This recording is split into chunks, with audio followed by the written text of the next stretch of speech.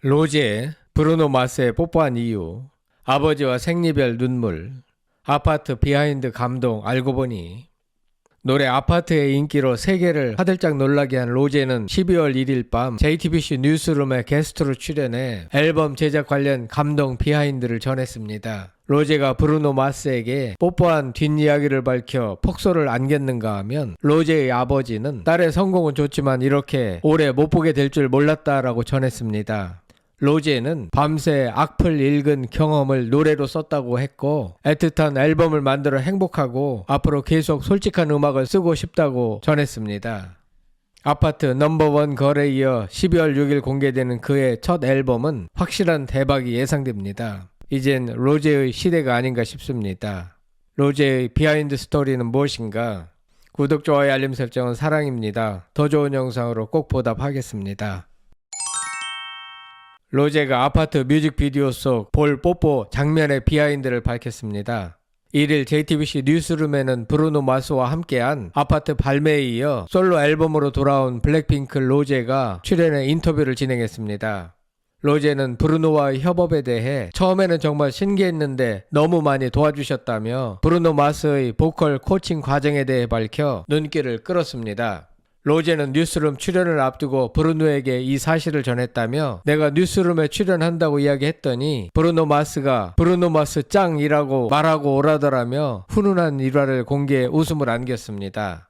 뮤직비디오 속 뽀뽀 장면은 브루노 마스의 아이디어였다며 내가 그런데 왜 내가 해야 되냐라고 했더니 브루노 마스가 내가 하면 더 이상하다고 말했다고 전했습니다. 뮤직비디오를 찍어놓고 보니까 역시 브루노의 제안이 제대로 먹힌 것 같습니다.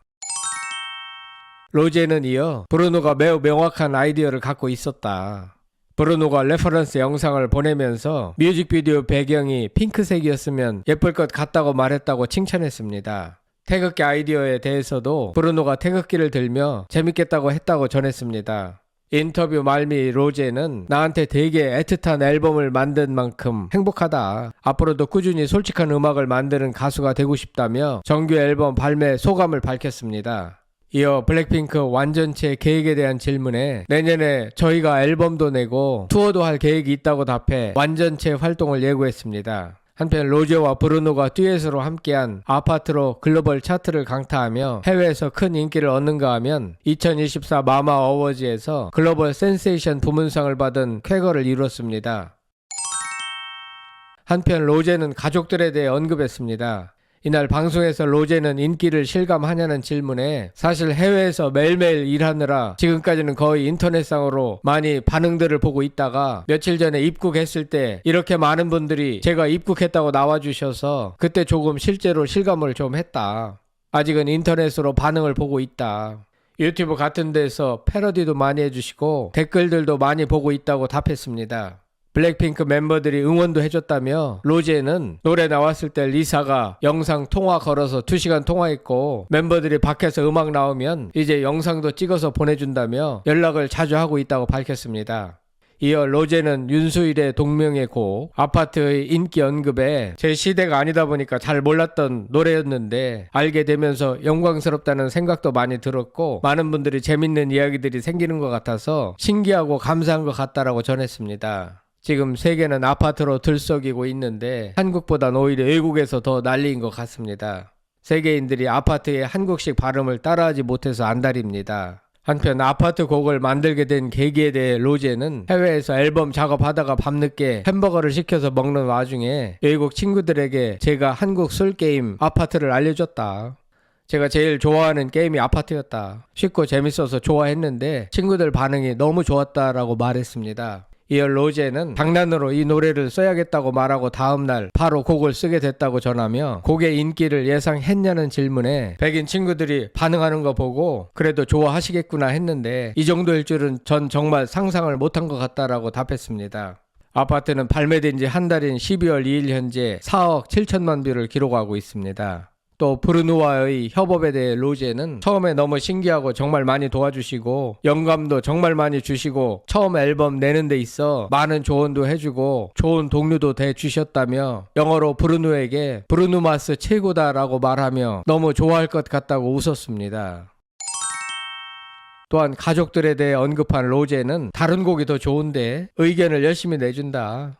오히려 솔직하게 얘기해줘서 고맙다. 저희 가족들이 대중이라고 생각하니까 다른 집 엄마 아빠가 좋아하려면 우리 집 엄마 아빠가 좋아해야 한다고 생각한다라고 밝혔습니다. 로제는 아버지가 그때 오디션에 보내는 게 아니었는데 그냥 경험해 보라고 보낸 거지.